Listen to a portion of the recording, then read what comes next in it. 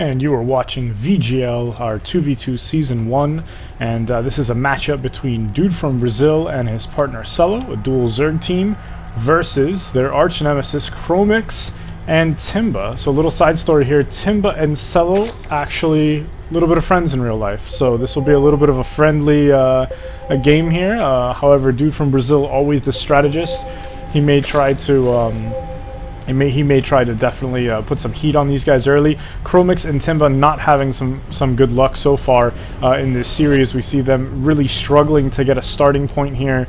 A lot of it looks like just a lot of team coordination problems, and they have not been able to get anything rolling here. They are winless. Meanwhile, DudeFromBrzl and Celo are lossless, if that's even a word, and they basically have been sweeping everybody.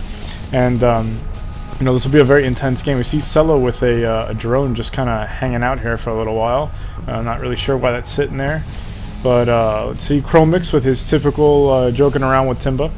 And, you know, they like to try to pick up girls while they play StarCraft. Unfortunately, all they're going to find is two very angry Brazilians over here. And go ahead and take a look at the income tab here. We'll see it's pretty even here. Celo falling a little behind, and he has a drone just kind of hanging out here. You know, I don't know if there's a strike going on. I don't know if he's trying to, like, unionize the workers. Not really sure what's going on with this one worker here, but he is just not doing anything.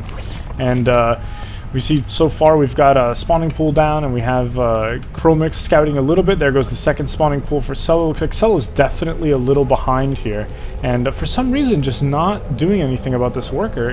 You know, there's a huge button pointing out here saying, hey, you've got a worker.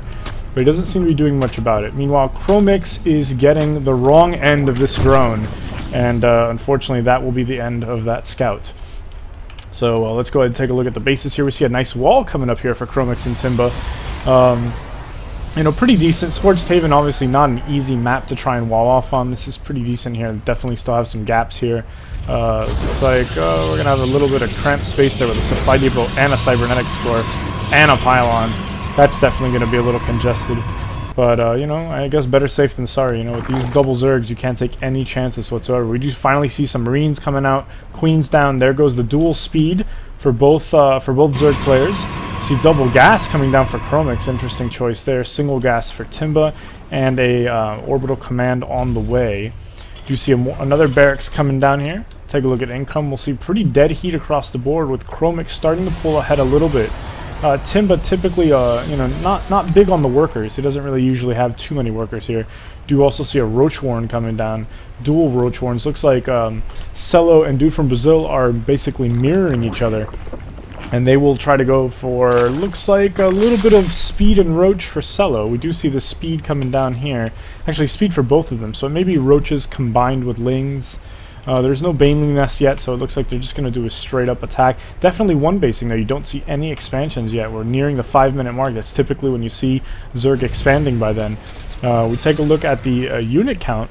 See 4 Marines, not much else going on. We've got 2 Roaches out for DudeFromBrzl. We see them there trotting along. No additional scouting. So if we take a look at what the players see, you see absolutely no scouting from DudeFromBrzl and Celo. They are completely in the dark here as to what's going on. I had a little bit of scouting from Kromix before that probe had an uncomfortable situation with that drone.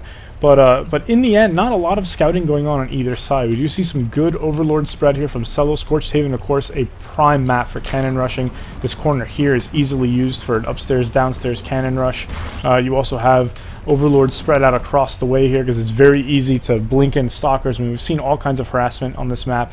And here we go. Here comes the push. And let's go and take a look at the unit tab. We have 7 Roaches for Celo, 6 for DudeFromBrzl, and we do see a handful of Lings as well for DudeFromBrzl. And you see them just biting at the ass of that Roach there. Just a nice ass biting going on. Very awkward to look at that. And here we go. And they will meet a tech lab. You see a Marauder and a handful of Marines. You also see the Zealot here, who unfortunately can't do much. And this is not looking good for them at all. See lots and lots of Roaches here. The unit count, we see more units streaming in. This is definitely not a good situation here for Timba and Kromix. Probably not the start they wanted, but we do have penetration. We can confirm penetration of these Zerglings. They are now inside the wall, saying hello. to this Zealot and how much they appreciate him as a person, and he will be sent back to Ire, and this wall is going down. All hell has broken loose. Kromix and Timba are basically all lost at this point. I don't see how they're going to bounce back from this. They lost all their production facilities here, and this is just a huge mass of troops. See Kromix just trickling in one Zealot at a time. It just, you know, that is not a good idea at all. You want to try to bunch up these units before sending them in once at a time, and look at that. You see Timba violating you know, protocol here and getting very personal with DudeFromBrzl, saying, hey, how fast did you make those 14 roaches? You know, Timba not realizing that, of course, half of those roaches belong to Celo. Celo trots off, feeling a little bit, you know, a little bit left out of some of the credit here. Meanwhile, DudeFromBrzl rushes through, and you see him confirming fast. And Timba claiming that the next game will be different. We'll have to see how that plays out. Some late expansions going down, but overall a well-played game from DudeFromBrzl and Celo. We saw them push hard, a nice solid 7-minute rush, combination Zergling and Roach. And, you know, Timba and Kromix, unfortunately, just did not have an answer for it. We'll have to see what happens as Game 2 is coming up.